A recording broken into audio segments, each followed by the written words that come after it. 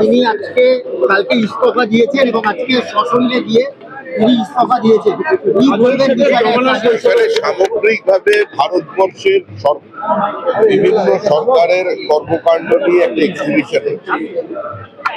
এখানে কাজল শেখের মতো একজন দুর্বৃত্তের নাম করে কেন যাত্রাপথটাকে নষ্ট করে? কাজল শেখকে তৃণমূল কংগ্রেসের একাংশই বলছে দুর্বৃত্ত। আর কে কাজল শেখ? এরা কি মানে পশ্চিমবঙ্গের এদের নামে পরিচিত হবে? সুনীল গাউনির নাম লোকে ভুলে গেল, শঙ্খ ঘোষের নাম ভুলে যাচ্ছে, শক্তি চ্যাটার্জির নাম নেই, সৌমিত্র চ্যাটার্জি, সত্যজিৎ রায়, রুদ্রপ্রসাদ সেনগুপ্ত, বিভাগ চক্রবর্তী, এরা কোথায় কোথায় এদের নাম করবেন আপনারা সাংবাদিকরা? সকালবেলা কাজল শেখ, কাজল শেখ এখন ভালো তৃণমূল মানে ভালো লেগেছে ওকে, আপনাদের ভালো লেগেছে ভালো তৃণমূলের ভালো খারাপ এবিভিপি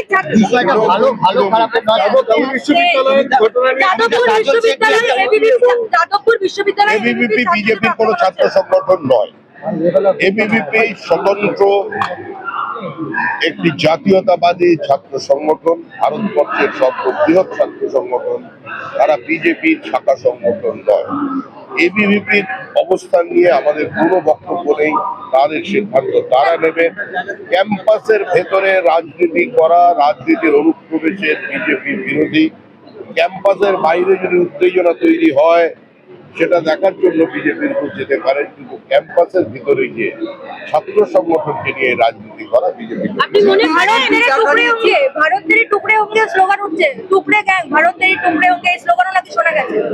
জানি না, আমি শুনতে পেলে তাকে তো টুকরো করে দেওয়া উচিত ছিল। সে অক্ষত শরীর আছে কি করে সেটাও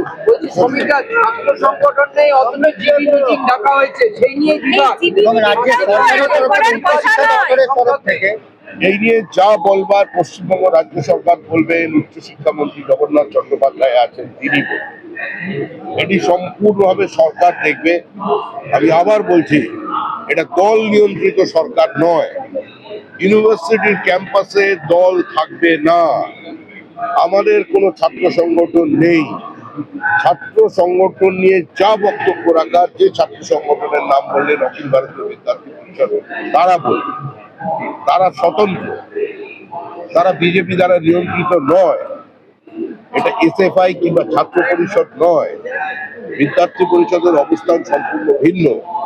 সুতরাং বাইরে যদি কোনো আইন শৃঙ্খলার অবনতি হয় সেটা আমাদের শিক্ষামন্ত্রী, আমাদের মুখ্যমন্ত্রী যিনি পুলিশ মন্ত্রী আছেন তিনি দেখবেন। আপনি একটি কথা বললেন যে গণতন্ত্রের বিরোধী দল হলো চালিকা শক্তি। কেউ বা কোনো সরকার যদি তা বাজেয়াপ্ত করার চেষ্টা করে তাহলে সেটা গোটা সিস্টেমকে এফেক্ট করে। এই মুহূর্তে পশ্চিমবঙ্গে কার্যত বিরোধী দল আছে কি নেই তা নিয়ে অনেকে প্রশ্ন তুলছেন। আপনারা উত্তর দিন, আপনারা সেমিনার করুন, আপনারা সিম্পোজিয়ামের আয়োজন করুন, আপনারা রাষ্ট্রবিজ্ঞানের অধ্যাপকদের ডাকুন, আপনারা বিভিন্ন পত্রপত্রিকার সম্পাদককে ডাকুন, বিভিন্ন যারা সামাজিক কর্মী আছেন, মানবাধিকার কর্মী আছেন, তাদের ডাকুন, এসব নিয়ে আলোচনা করুন। এগুলি আমাদের মাথা ব্যথা। আমরা জানি তৃণমূল নির্মূল হয়ে গেছে। মানুষ যদি একটা সরকারকে সঙ্গে সঙ্গে তার দলটাকে ফেলে দেয় আর সেখানে দলের মধ্যেই যদি বিদ্রোহ শুরু হয়ে যায়, আমাদের তো কাজ নয় না তার কারো রান্নাঘরে ঢুকে পড়া। এই রাজনীতি আমরা করতে পারি। আমাদের অনেক কাজ বাকি আছে। অনেক কঠিন পরিস্থিতিতে শুভেন্দু অধিকারী সরকারের দায়িত্ব নিয়েছেন। বিপরীত অর্থনৈতিক পরিস্থিতি লড়ার যখন শূন্য, তারপরেও আমাদের যে কমিটমেন্ট ছিল সেটাকে রক্ষা করবার জন্য তিনি আপ্রাণ চেষ্টা চালিয়ে যাচ্ছেন। সরকার সরকারের মতো কাজ করছে। আপনি যে কথাটা বললেন গণতন্ত্র প্রক্রিয়াটা বিরোধী দলের ভূমিকার কথা একটা বলেছেন, বিরোধী দল সেভাবে দেখা যাচ্ছে। দেখা না গেলে আমি কি করতে পারি? আমরা তো বিরোধী দল তৈরি করতে পারছি। বললেন, আমি তো আবার বলছি, গণতন্ত্রের সাফল্য তখনই আসে যদি সেখানে একটা সংগঠিত দায়িত্বশীল বিরোধী দল থাকে, যারা কঠোরমূলক বিরোধিতা করে।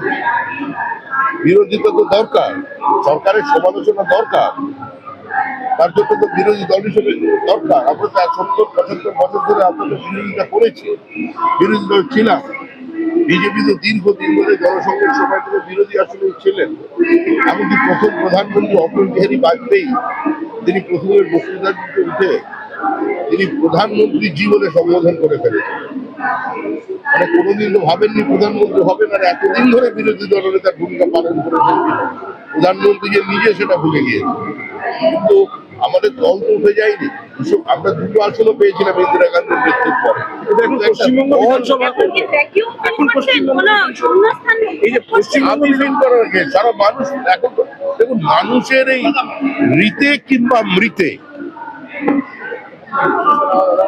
তুমি জীবিত না মৃত না সম্পূর্ণ অতর্কিতে সমাদরণীয়, এগুলো তো মানুষ চিন্তা করবে, বাংলার মনন চিন্তা করবে। সম্পূর্ণ অতর্কিত। Thank you.